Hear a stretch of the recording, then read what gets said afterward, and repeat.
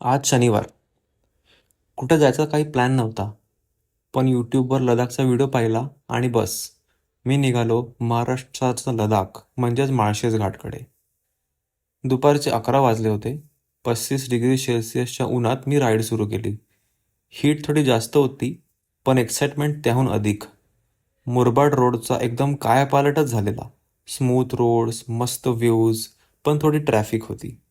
बसवाल्या काकांनी ओव्हरटेकची मला परमिशन दिली आणि मग काय, मी पण फुल फ्लोमध्ये निघालो.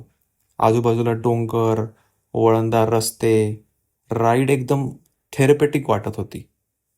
थोडासा ब्रेक घेतला, थोड्या प्रश्नांची उत्तरं शोधायचा प्रयत्न केला आणि पुन्हा निघालो माझ्या राईडवरती.